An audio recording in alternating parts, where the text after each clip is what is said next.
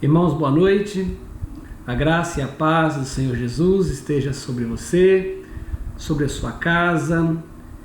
E a minha oração tem sido para que o Senhor derrame bênçãos especiais sobre todos vocês. Não posso estar presente, mas tenho orado por cada um de vocês. Que Deus esteja confortando o teu coração nesse momento de reclusão. Vamos começar nosso estudo de escola dominical, vamos orar, vamos falar com o nosso Deus. Oremos. Senhor, queremos dar graça por esta manhã, aonde aprove ao Senhor nos dar esse tempo de estudo da Tua Palavra. Entendemos, Pai, que todas as coisas estão sob o domínio, controle, todas as coisas são dirigidas pelo Senhor. Portanto, o tempo que nós estamos passando agora de reclusão também está sob o controle do Senhor. Por isso, Pai, nós te louvamos por tudo que o Senhor tem feito, entendendo que todas as coisas cooperam para o bem daqueles que amam ao Senhor. E nós queremos bendizer ao Senhor por isso. Queremos também, nesta hora, pedir a Tua bênção sobre o estudo da Tua Palavra, aonde o Senhor nos dá o privilégio de entendê-la pelo auxílio, pela iluminação do Teu Espírito, para que possamos ser alimentados segundo aquilo que o Senhor quer que nós saibamos. Portanto, nós te pedimos que essa bênção nos alcance. Rogo por esse irmão que está me ouvindo agora, que a Tua boa mão esteja sobre ele, em nome de Jesus. Amém. Amém? Vamos trabalhar? Muito bem, hoje nós estamos no roteiro aí da nosso estudo, que é Deuses demais, quem está no trono do teu coração. E hoje nós vamos estudar ali a supremacia do Deus verdadeiro. Você pode acompanhar no seu roteiro aí, que é o mesmo, não modifiquei as coisas aqui muito não, né? Agreguei algumas coisas, porque a nossa revista ela precisa de um recheio muitas vezes, né? Então eu coloquei algumas coisinhas mais, mas o roteiro é o mesmo, tá certo? Para você da igreja, né? Você pode encontrar eu vou disponibilizar em PDF também esse roteiro que eu criei aqui.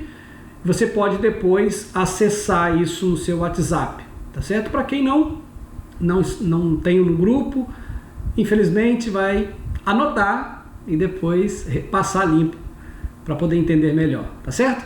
Muito bem, nós vamos estudar hoje sobre a supremacia do Deus verdadeiro. Vamos pensar um pouquinho sobre a palavra supremacia e voltada para o Deus verdadeiro. De princípio, eu já quero falar para você que nós estamos falando da soberania de Deus, tá? A palavra supremacia aqui, ela está muito ligada à superioridade, tá? Ela está ligada a um adjetivo, onipotência, tá? Então, eu quero que você entenda aí essa supremacia como algo que não pode ser contestado, tá certo? Então, o Deus verdadeiro, nós já vamos delimitar isso, o nosso Deus, ele não pode ser contestado. Em que hipótese, em que situação que ele não pode ser contestado? Nenhuma. Então já parte desse princípio. Nem um momento Deus pode ser contestado, tá certo? Então essa palavra ela já nos ajuda a entender que Deus é soberano. O Salmo 95, versículo 3, que é uma referência básica para nosso estudo, diz assim: porque o Senhor é o Deus supremo e grande rei acima de todos os deuses. Ou seja, o nosso Deus não tem ninguém maior do que ele. Tá certo? Então, esse seria aqui a ideia do tema que está para nós nesta manhã. Mas nós vamos entender aqui o contexto da antiguidade, eu estou falando do período bíblico, tá? que as pessoas, os reinos, as nações que não eram povo de Deus, o Israel, eles viviam um paradigma. E esse paradigma é o que eu quero mostrar aqui, como que eles pensavam na época a respeito da soberania de Deus, ou quem era o Deus de Israel, ok? E aí, se nós olharmos esse paradigma, como que eles pensavam? Primeiro, quanto mais eles conquistavam, eles se entendiam que eles eram superiores. Quanto mais eles eram reverenciados, mais eles entendiam que eles estavam sendo maiores. Segundo, queriam provar que o Deus de Israel, o nosso Deus, ele podia ser derrotado. Tinha-se esse pensamento. Terceiro, a luta nem era tanto por divisas ou conquistas de terra, mas para mostrar que seu Deus era maior, né? Quem estava no controle era assim: vencemos, então nosso Deus é maior. Se você assistir filme épico, contexto bíblico ali, você vai entender. A determinada nação está guerreando com uma outra e ela está, quando ela ganha, ela atribui ao seu Deus. Pode observar isso aí. E quando ela ganha, ela vai dizer que ela tem um Deus maior. Então as nações da antiguidade, do período bíblico, elas viviam dessa maneira, conquistando. E quando conquistavam, é como que um rótulo, né? O nosso Deus é maior. E aí deuses que não faltavam no período bíblico ali que nós conhecemos, tá certo? Isso aqui a gente vai entendendo história e às vezes a gente traz algumas coisas para nós. Mas eu não quero aqui agora trazer para nós, não. Eu quero só que a gente pense na antiguidade aqui, tá certo? E a gente então entra no segundo ponto do nosso roteiro aí, que é a supremacia do nosso Deus, que era era a tentativa, né, que se fazia de tirar o nosso Deus do trono, do lugar aonde lhe pertencia. E aí eu quero olhar com você aqui a respeito da soberania de Deus que esse povo estava tentando pôr em xeque. Eu vou usar aqui alguns termos, alguns pontos aqui de um teólogo sistemático chamado Louis Berkhof, que ele diz assim sobre a vontade soberana de Deus. Eu estou falando aqui da teologia sistemática de Louis Berkhof, tá? Eu vou ler aqui uns trechinhos aqui que diz assim, que a vontade soberana de Deus é apresentada como causa final de todas as coisas. Tudo é derivado dessa vontade. Ou seja, criação, preservação, governo, eleição, reprovação, sofrimento, os sofrimentos de Cristo, a regeneração, a santificação, os sofrimentos do crente. Todas essas coisas fazem parte de um contexto de soberania de Deus. E aí, Berkhof fala aqui que até as menores coisas, elas são da vontade soberana de Deus. Mas a pergunta que a gente faz é, algumas determinadas, específicas coisas, como que eu vou entender se é a vontade de Deus que aconteça? A exemplo, vamos pensar aqui numa situação. É vontade de Deus que uma criança de 5 anos de idade sofra abuso por parte de alguém? Resposta: não é a vontade de Deus que isso aconteça. Então eu falo assim, então agora a gente pôs em xeque. Que vontade de Deus não é vontade de Deus? Muito bem, eu quero olhar com você à luz do que esse sistemático aqui escreve, que a vontade de Deus, ela estaria dividida em 2 grandes partes, que seria a vontade decretória e a vontade preceptória, tá certo? ou preceptiva, ok? E essa vontade aqui decretória, ele diz assim, ó, a primeira é a vontade de Deus, que é a decretória, né? Pela qual ele projeta e decreta tudo que virá acontecer. Ou seja, tudo está preparado antes de acontecer. E a segunda, que é a preceptiva, é a regra de vida que Deus firmou para as suas criaturas morais. Só por uma questão didática, eu vou ler novamente. A primeira é a decretória, aonde ele projeta e decreta tudo o que virá acontecer. A segunda é a regra de vida que Deus firmou para as suas criaturas morais, indicando os deveres que lhes impõe. Vamos para um exemplo disso daqui, para a gente entender o que esse sistemático está dizendo. Está dizendo o seguinte, um exemplo de vontade decretória é Jonas, vá a Nínive pregar aquela cidade. Jonas, então, por ele mesmo, ele disse, não vou. Tomou o caminho para outro lugar. E Deus, como tinha ali uma vontade decretória, ele pegou Jonas e fez o quê? Pregou Jonas aqui, colocou Jonas exatamente no lugar que ele queria que Jonas estivesse. Vontade decretória. Vamos pensar agora sobre vontade, a segunda vontade que eu falei aqui, né? Que é a preceptiva. Alguns dão o nome de permissiva. Pode trabalhar com isso também, tá certo? Seria assim, pense que você está numa via e você tem uma bifurcação. Então você tem um caminho para seguir para cá e outro para lá.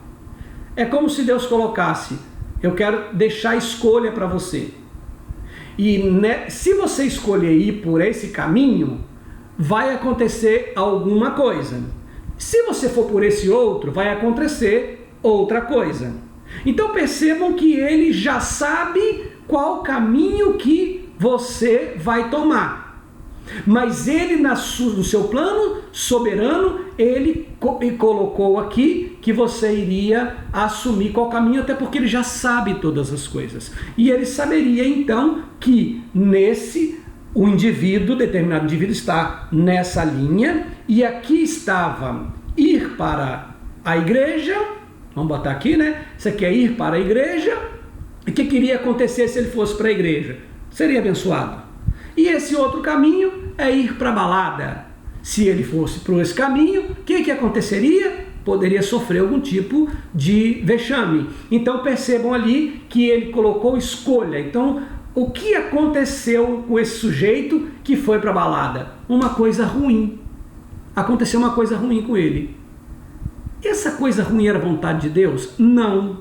Mas era a vontade preceptiva ou permissiva de Deus. Então aconteceu. Eu coloquei aqui de uma forma bem simples, só para a gente pensar sobre a supremacia de Deus, falar que ele é soberano e que tem muitas, no contexto da antiguidade, muitas nações, muitos reinos, eles queriam questionar esse Deus, tá certo? E aí eles tentavam o tempo todo tirar Deus do primeiro plano, Deus de Israel. Tá certo? E aí nós temos aí alguns exemplos que está listado aí no nosso roteiro, que eu quero trabalhar com você, e o primeiro deles é o contexto do Egito, lá em Êxodo, capítulo 7.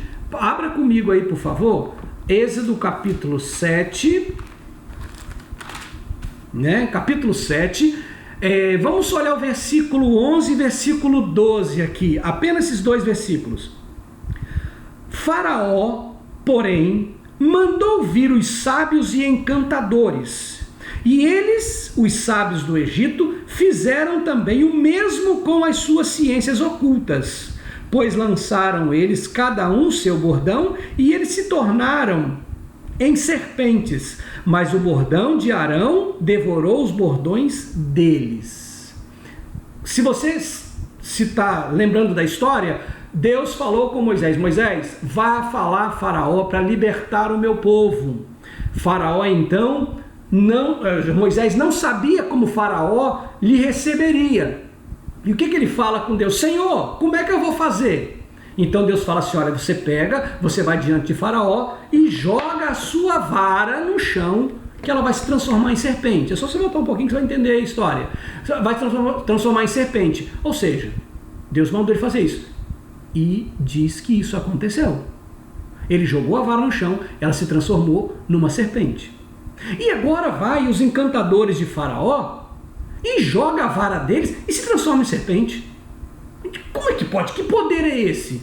Sendo que quem tem esse poder é só Deus. Mas aí o que acontece? Quando eles transformam a vara deles em serpente, a vara de Moisés engole as demais serpentes daqueles encantadores. Certo? Segundo plano aqui, seria as 10 pragas. O faraó endureceu e não deixa o povo sair.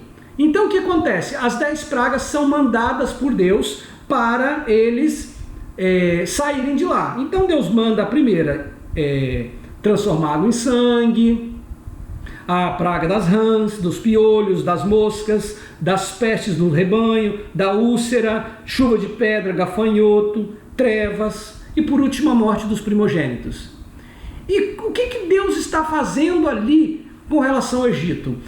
Cada uma dessas pragas era afrontando a um deus egípcio ou destronando um deus egípcio.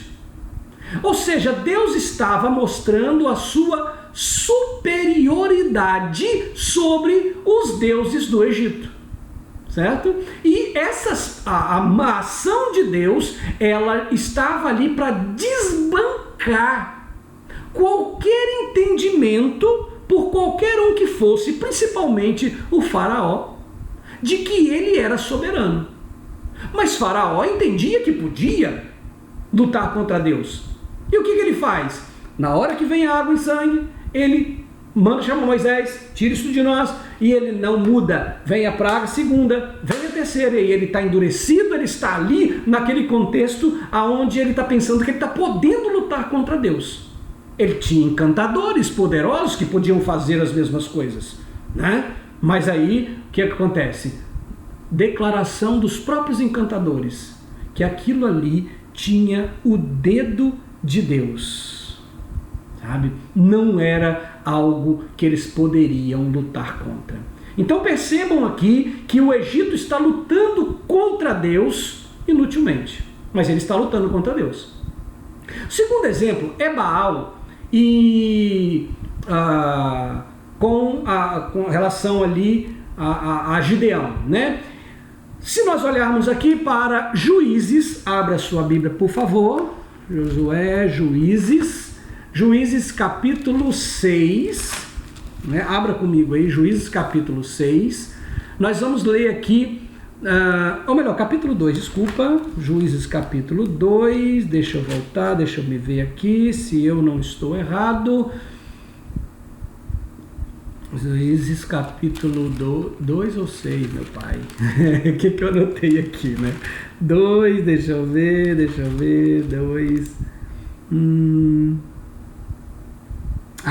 tá, é isso aqui, capítulo 2, versículo 2 e versículo 3, eu quero mostrar para você aqui uma história que acontece também tentando afrontar o Deus de Israel, ok? Então nós vamos olhar aqui o que acontece aqui, olha, Israel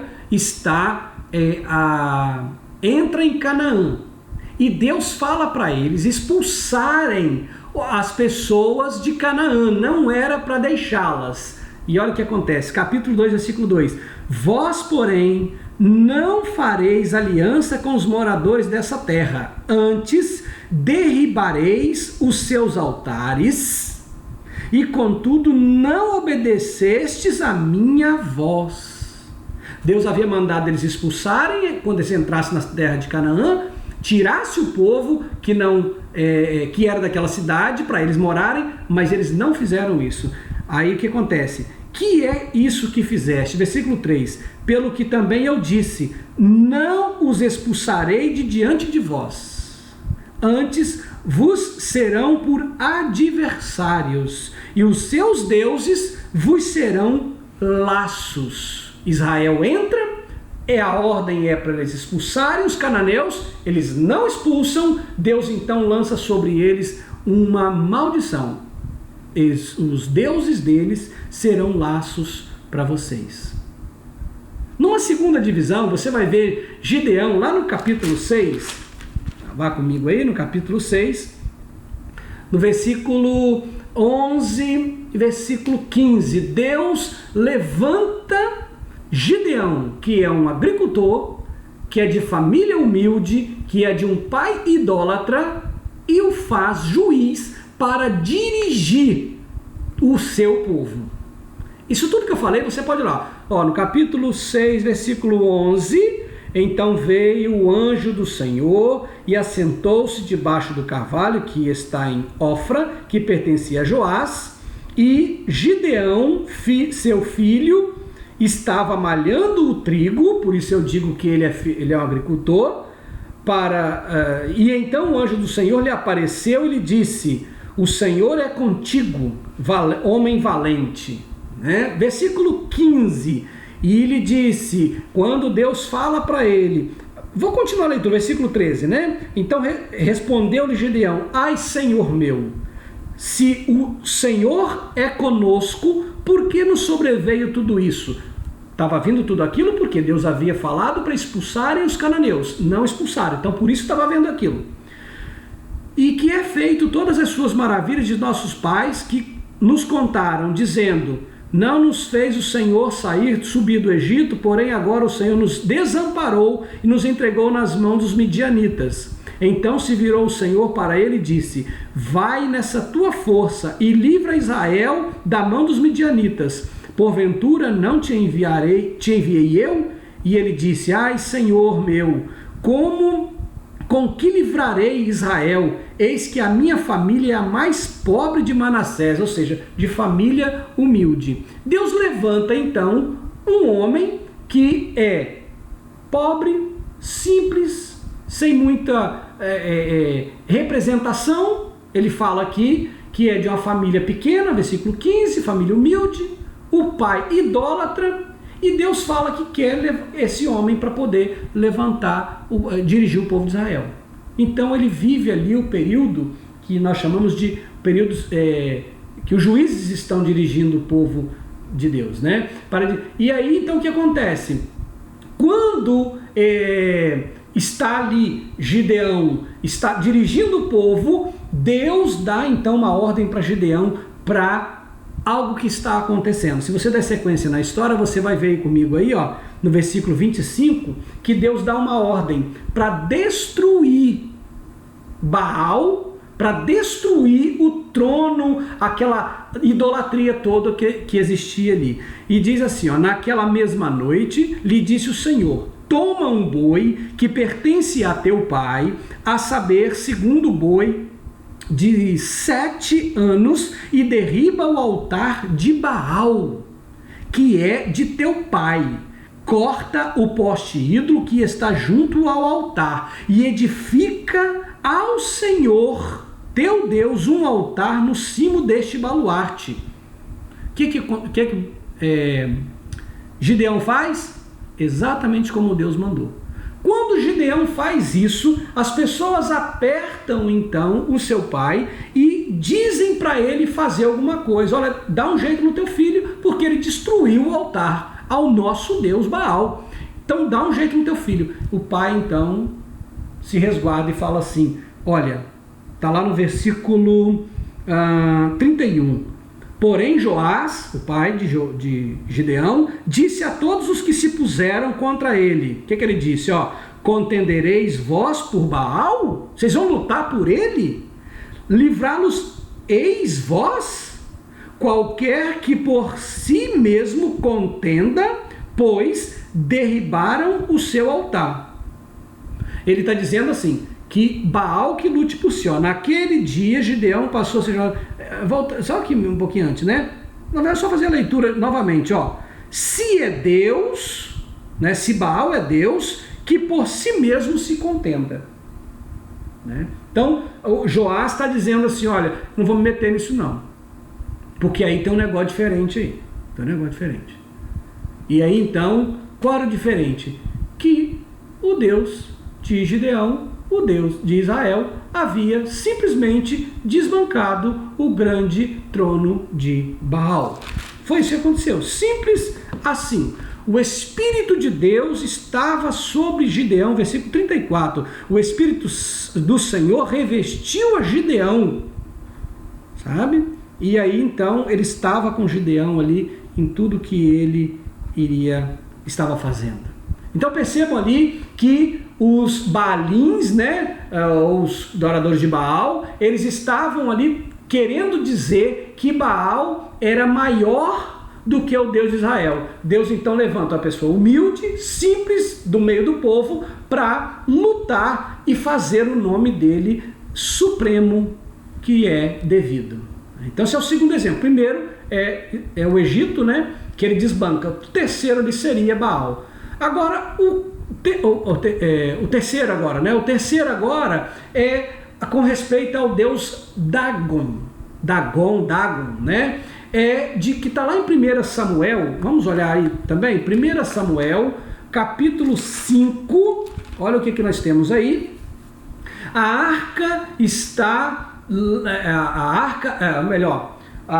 os filisteus, eles levam a arca da aliança para os aposentos do deus Dagon, tá? E capítulo 5, versículo 1. Os filisteus tomaram a arca de Deus e a levaram de Ebenezer a Asdod. Asdod é uma cidade filisteia, tá? Então eles pegam a arca do povo, que era de forma simbólica a presença do Deus de Israel no meio do povo, e levam para a câmara aonde Dagon é o Deus Todo-Poderoso. E aí no versículo 3, olha o que acontece. Dagon, ele reverencia ao Deus de Israel. Olha o que acontece aí, olha. Levantando-se, porém, de madrugada, os de Asdod, no dia seguinte, eis que estava caído Dagon, com o rosto em terra, diante da arca do Senhor. Tomaram-no e tornaram a pô-lo no seu lugar. Foi isso que aconteceu. E olha o que acontece na sequência. Versículo 4. Levantando-se de madrugada no dia seguinte pela manhã, eis que Dagon jazia caído de bruços diante da arca do Senhor. A cabeça de Dagon e as suas mãos estavam cortadas sobre o limiar. Dele ficara apenas o tronco. Olha só isso aí.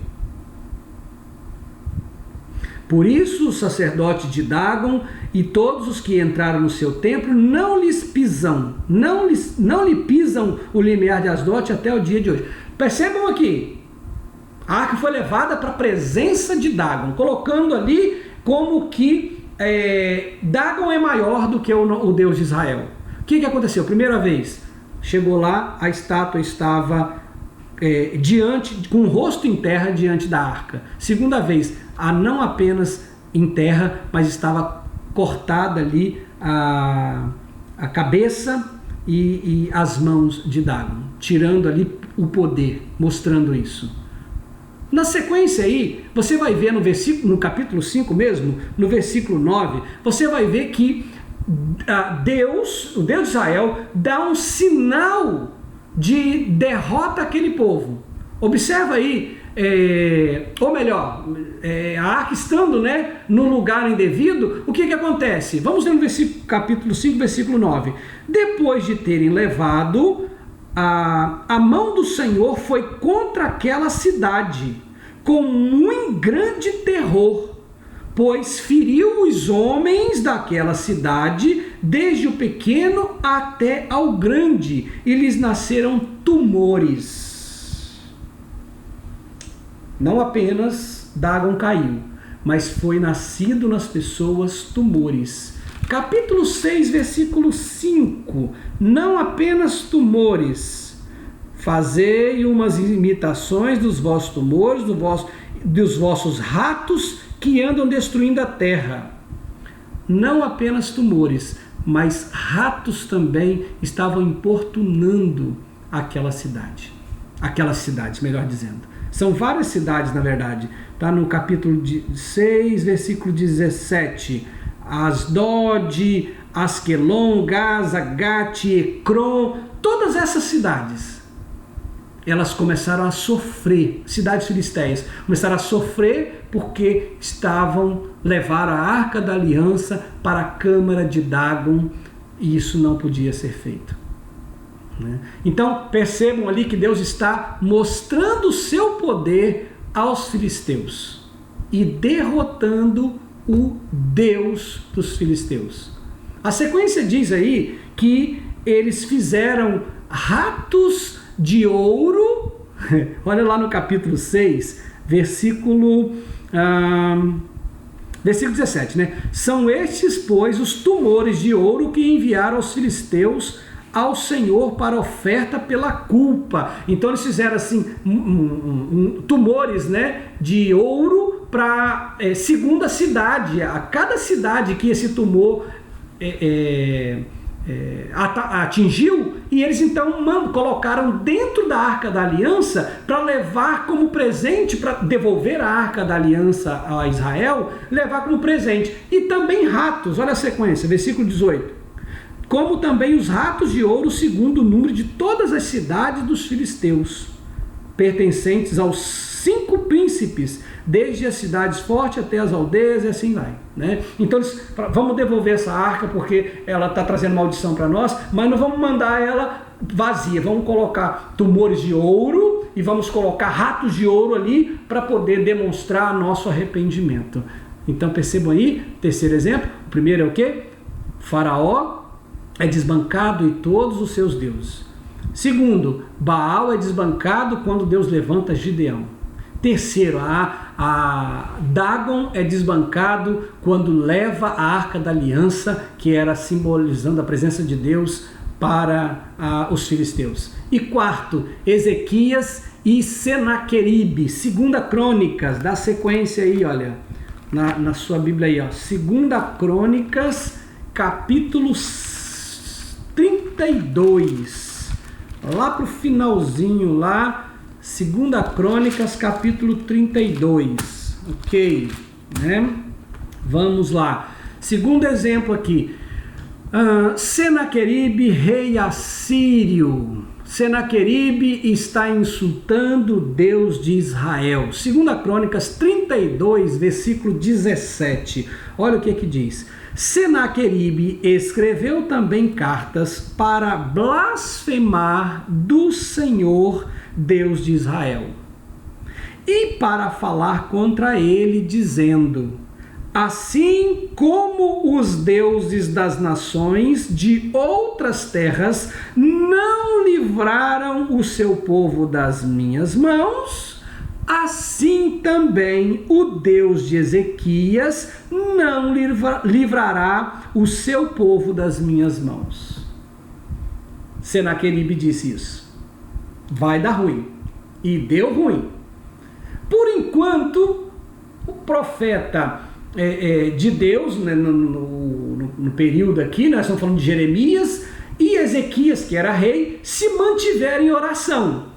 Ficaram aguardando, né? Está lá no versículo 20. Porém, rei Ezequias e Isaías, profeta de Amós, oraram por causa disso e clamaram ao Senhor. Eu falei Jeremias? Não, é Isaías, né? Clamaram ao Senhor. Então o profeta de Deus, que ali seria o governo, a questão eclesiástica, e o governo civil, que é Ezequias, eles então se mantêm em oração. Mas sabe que vai dar problema. E deu. Vamos ver o que deu ali. Capítulo 32, na sequência, versículo 21.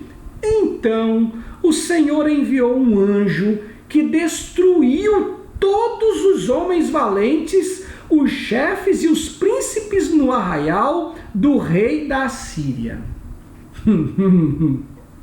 E este, com o rosto coberto de vergonha, voltou para a sua terra. Matou todos os homens valentes e ele volta com a mão na frente e outra atrás para casa, para ser envergonhado. Não é para ser envergonhado. Olha para que é que ele volta para casa. Deus mandou, enviou um anjo e destruiu todos os homens valentes. Ele volta para casa, mas não é para ser envergonhado, não. Olha por que ele volta para casa. Olha o que acontece com Senaqueribe. Tendo ele entrado na casa de seu Deus, ele foi buscar refúgio no seu Deus, e os seus próprios filhos ali o mataram à espada. Viu? Deus deu cabo de Senaqueribe, do seu exército, e fez com que os próprios filhos o matassem. Irmãos, a gente olhando para tudo isso e falando de supremacia de Deus, sabedores como nós somos, eu li aqui no início um pouquinho de teologia sistemática, né? Coloquei um pouquinho aqui desse contexto acadêmico para a gente pensar, mas eu queria trazer para nós aqui, eu queria que você refletisse um pouquinho comigo. Tem como discutir com Deus sobre ser Ele poderoso ou não? Tem como falar com Deus que Ele pode ou não fazer? Quando a gente olha para esse quadro que está diante de nós aqui é apenas esses 4 exemplos, mas não tem como lutar com esse Deus, não tem como, não apenas para lutar, que é o contexto de lá, mas não tem como não adorar a esse Deus. Por que se luta? Por que se tenta andar fora do contexto de adoração que esse Deus nos chama para fazer? Como pode, como é o tema do nosso trimestre, por que as pessoas ainda colocam outros deuses, outras coisas no seu coração? Como assim? Sabe, é uma coisa para nós pensarmos. Por que não acredita-se no que esse Deus fala, no que esse Deus ordena, estabelece? Por que não? Nós estamos olhando para exemplo da antiguidade, mas isso acontece até hoje. Quantas pessoas estão apostando nos governos, na sabedoria do governante A, governante B, governante mundial? Quantos estão depositando a sua segurança em poder econômico? Olha, a coisa está estranha, mas eu tenho condições e eu tenho economias. Acreditando, pondo a confiança no que não é para ser posto a confiança. É para nós refletirmos um pouquinho, sabe, irmãos? É para nós pensarmos um pouquinho a respeito dessa supremacia. Porque o que esse povo da antiguidade estava fazendo? Estavam tentando tirar a supremacia do nosso Deus. Aí talvez a gente pensa, pastor, eu não tenho tentado tirar a supremacia de Deus. Eu nem me acho digno de tal coisa. Mas todas as vezes que nós colocamos alguma coisa no lugar desse Deus, nós estamos tirando a supremacia dele. Todas as vezes que Faraó ele tentou ali enganar, ele estava tentando tirar a supremacia de Deus. Agora tudo bem, o Faraó não sabia do grande poder de Deus. Talvez os filisteus não sabiam do grande poder de Deus. Talvez os assírios, Senaqueribe, não sabia do grande poder. Mas nós sabemos. Nós sabemos do grande poder de Deus, do poder soberano. Não podemos colocar nada nem ninguém no lugar desse Deus. Nós temos estudado aqui durante todo esse tempo a temática ali, quem está no trono do teu coração.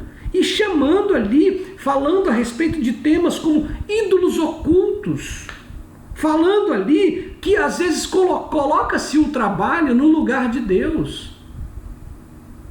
E é isso que Deus tem chamado a sua igreja a refletir. Quem está no trono do teu coração?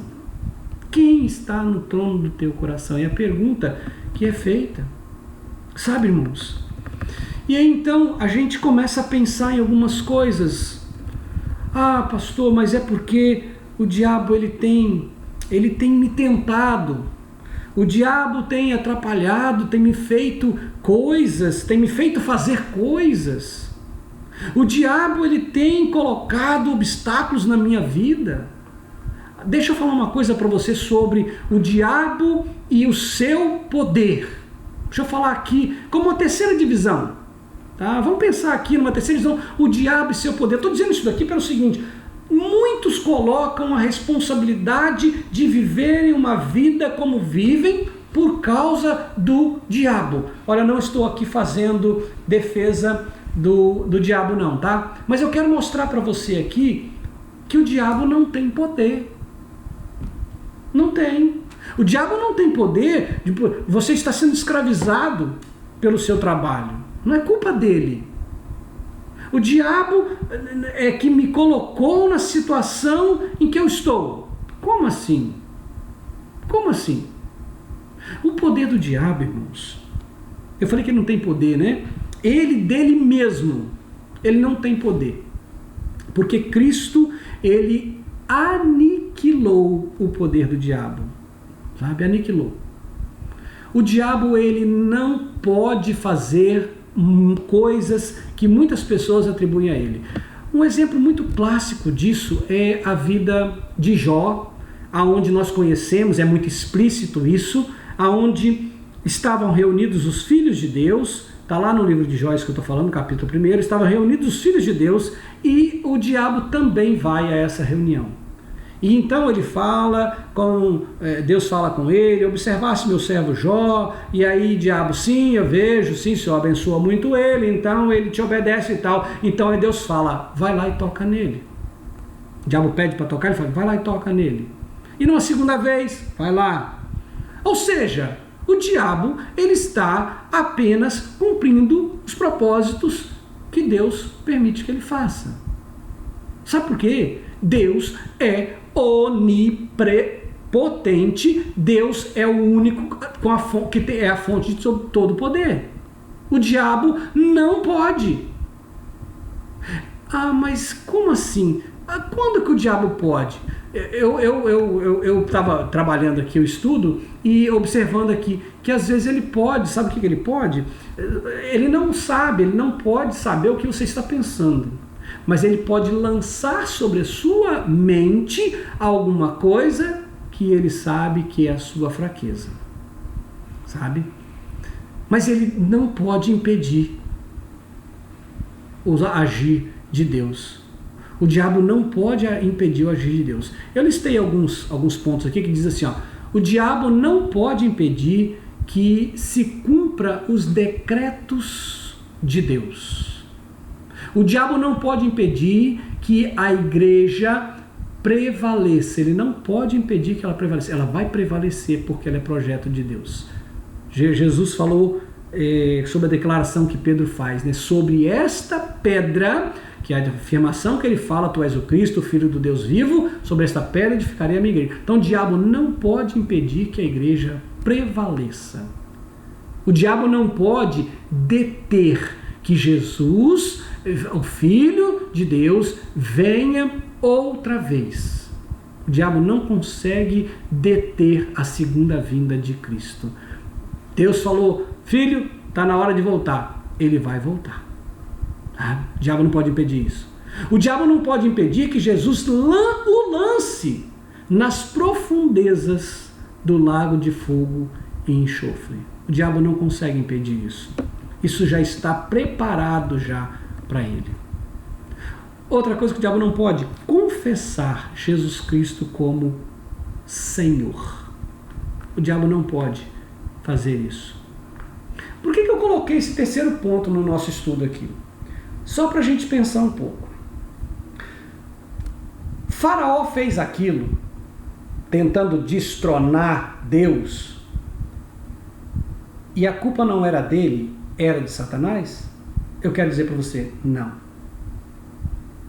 A culpa era dele, responsabilidade dele. Senaqueribe levantou esse falso contra o Deus de Israel, porque o diabo, a culpa do diabo não é de Senaqueribe, a sua altivez. E ele morreu, sim, por causa da sua altivez. Todos os filisteus ali foram desbancados. E aí a gente vai falar na questão do Deus Dagon, né, da Arca da Aliança. Aquilo é uma ação do diabo que... Olha, preste atenção numa coisa. Ele lança os dardos. A palavra de Deus diz que os dardos dele são lançados. Agora, a maldade do coração. É aquilo que eu citei da questão da escolha, né? Aqui é ir para a igreja, aqui é ir para a balada. Se for para cá, dá problema. Se eu não for para cá... Então, só para a gente entender um pouquinho aqui sobre a supremacia de Deus e a questão do inimigo. E em quem estamos pondo, ou a quem nós estamos ouvindo. Eu queria que vocês pensassem, a quem Faraó estava ouvindo nos dias de Moisés? A quem os assírios estavam ouvindo nos dias de Senaqueribe? A quem esse povo estava ouvindo? Sabe? E aqui nós vamos observar o ensino de tudo isso. Tá? O que o Senhor nos coloca em diante de tudo isso. Antes da gente partir aqui para uma ideia conclusiva, eu quero que você observe ali como que nós escorremos até aqui. Deus é soberano, Deus é supremo. E entendendo supremacia, nós vamos entender que o nosso Deus é soberano, nosso Deus está acima de todas as coisas. Todas as coisas. O Salmo 95, né, 95, versículo 3, diz que Deus é soberano sobre todas as nações. E sendo assim, não tem como lutar contra esse Deus. Não tem como lutar. Pode-se lutar, mas vai dar ruim. Sabe? E eu quero então partir aqui com você sobre a confiança em quem nós precisamos e devemos colocar a nossa confiança. Abra sua Bíblia, por favor, no Salmo 96. Salmo 96, versículo 4. Salmo 96, versículo 4. Diz assim, olha: porque grande é o Senhor e muito digno de ser louvado, temível mais que todos os deuses. Verso 5, porque todos os deuses dos povos não passam de ídolos, o Senhor, porém, fez os céus. Irmãos, quem está no trono do teu coração? O Deus Todo-Poderoso? Quem está dirigindo a tua vida? Quem é aquele que lhe dá satisfação e alegria? A minha maior alegria é que passasse essa tempestade que nós estamos vivendo hoje. Seria isso a nossa maior alegria? A nossa maior alegria não deve ser nos deleitarmos na ação soberana de Deus que está exercendo no nosso tempo? A nossa maior alegria não deve ser esperar nele o restaurar de toda essa peleja que nós estamos vivendo? Essa não deve ser a nossa maior alegria? Não deve ser a nossa confiança? Eu quero dizer para você que deposite a sua confiança nesse Deus, sabe? Paulo aos Colossenses vai dizer assim, olha, capítulo 2 de Colossenses, Paulo vai dizer assim, olha, capítulo 2, versículo 13 e 15.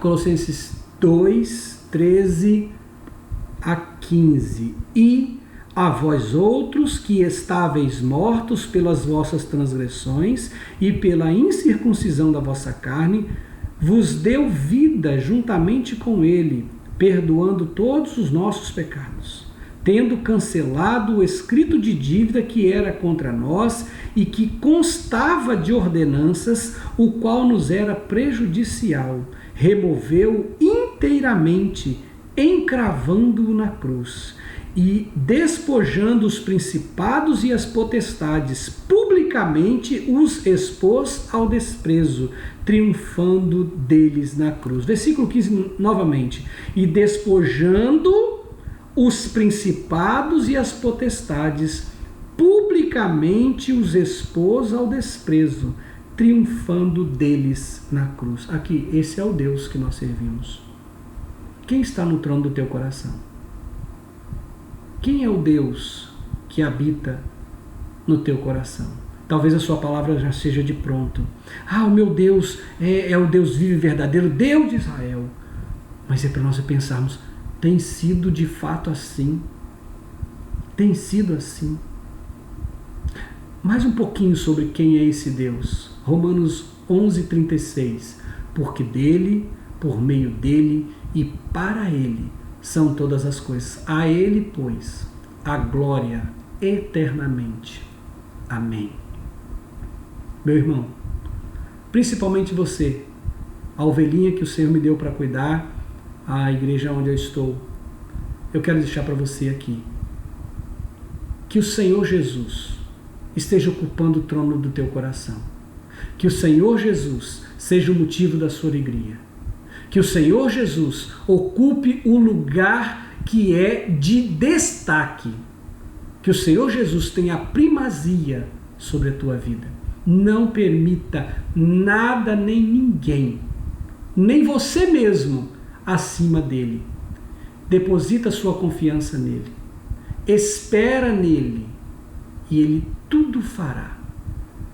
Que o Senhor te abençoe, que o Senhor te guarde, que o Senhor faça resplandecer sobre você o sol da justiça e lhe dê a verdadeira paz. Que não sejas como os ímpios, mas você que conhece a Cristo, renova a tua fé nesse Jesus.